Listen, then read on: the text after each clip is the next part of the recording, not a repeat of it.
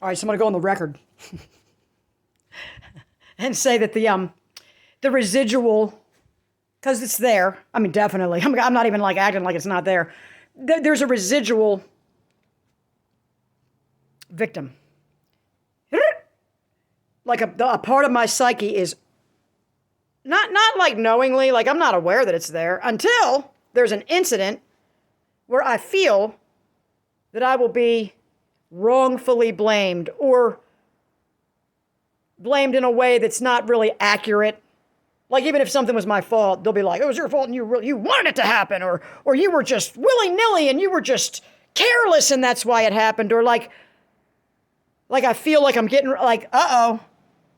When this incident comes to light, like my brain automatically, there's no conscious thought to it, but the emotion was guilt and shame and anger. Anger because I knew I had not done anything particularly wrong for this incident to have gone wrong the way it did.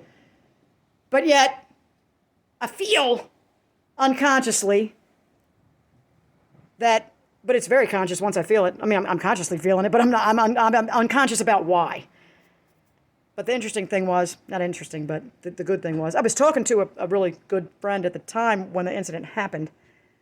And then I was able to like blurt all this stuff out in audio text and then listen to myself talk and be like, God, I'm really fucked up.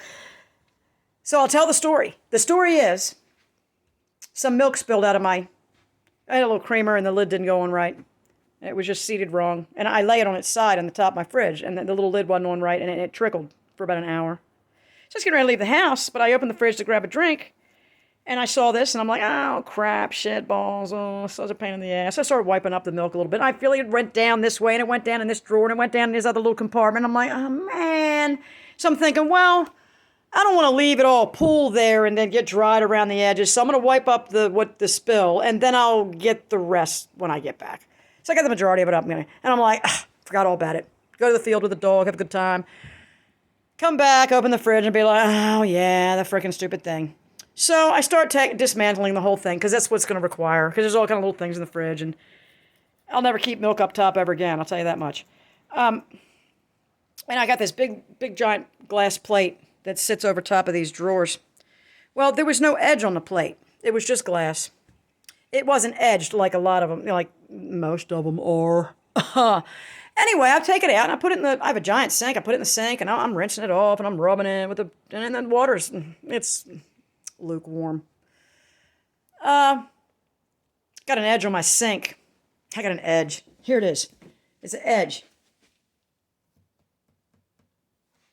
I cannot tell you how gently. I must have been because I hit the corner. How gently it just touched, tap, and the glass exploded like a bomb.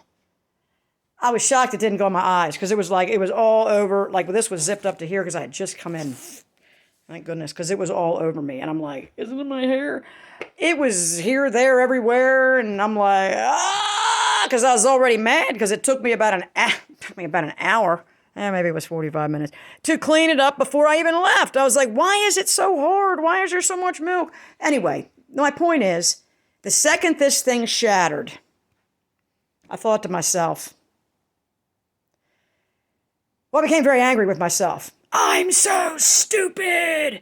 Oh, I could feel my past narcissist saying, you're so stupid, you're so stupid. No, it wasn't even anything about being stupid. It's because you were drunk. Really?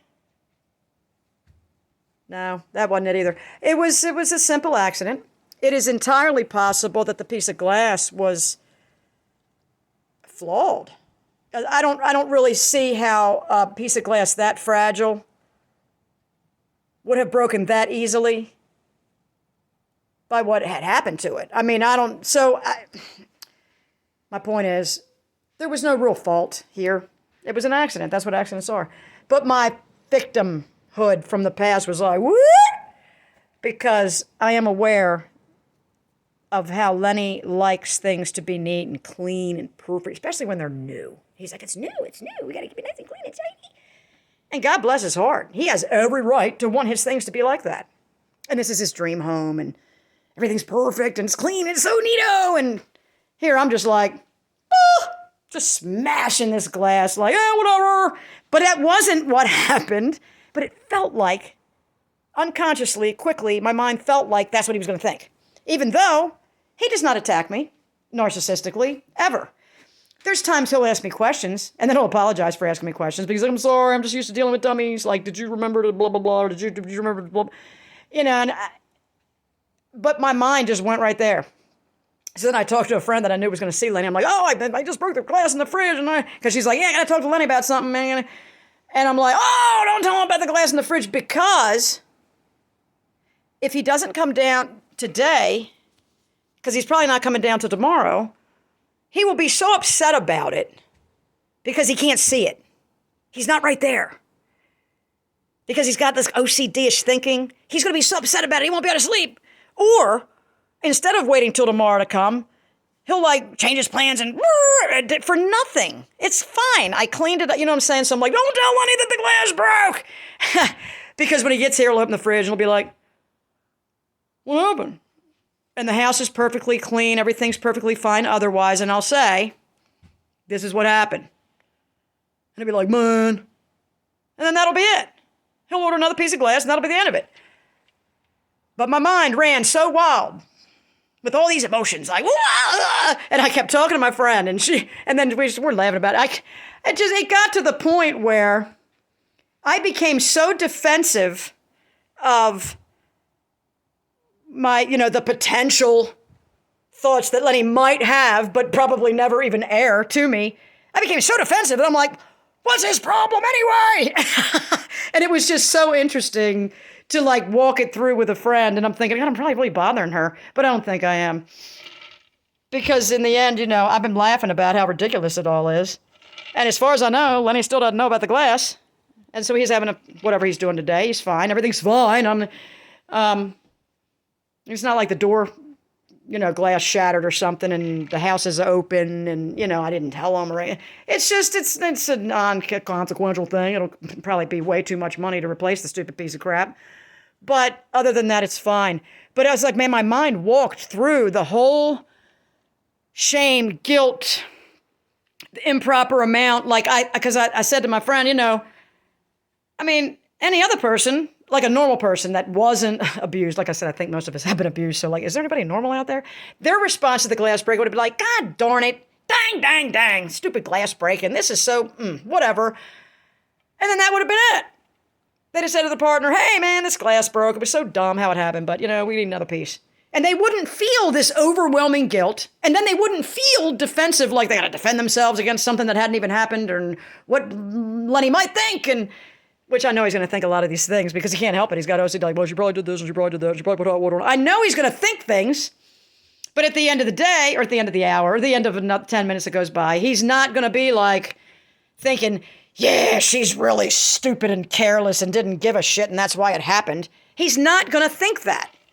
But my unconscious knee-jerk reaction was, yeah, that's what he's going to think. So, former victims and recovering victims of narcissism, see if you don't recognize this in yourself so that you can address it and joke about it, with somebody that understands and be like. Then I went on to tell my friend, another thing that really bothers me is, by the time I got done, Lenny was he was buried, he's an asshole, but anyway, he's not, Anyway, I said, I don't like that he's drinking these Ensures. I don't like it. I don't think he needs them. I think he needs to stop and eat a damn sandwich or eat a piece of meat or whatever, eat a piece of cheese. But he's like, no, and he knows these drinks are horrible for him, but he's like, man, I'm in a hurry, man, I just grab that thing and I drink it and it gives me energy. And I'm thinking, well, so would cocaine. You gonna do that too?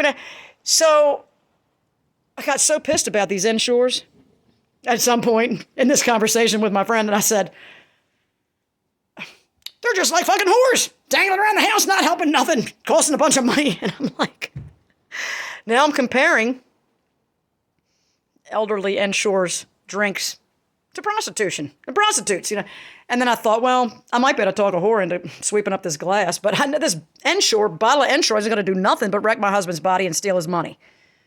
But I might be able to get a whore to clean this up.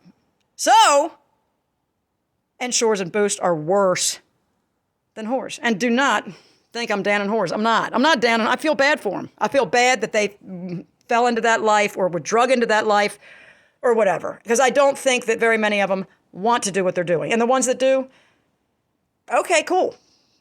But I'm not talking about you. I'm talking about the ones that didn't want to be in it and don't want to be in it. You're better than Ensure, okay? I mean, definitely by far, okay? Have a great day, YouTube.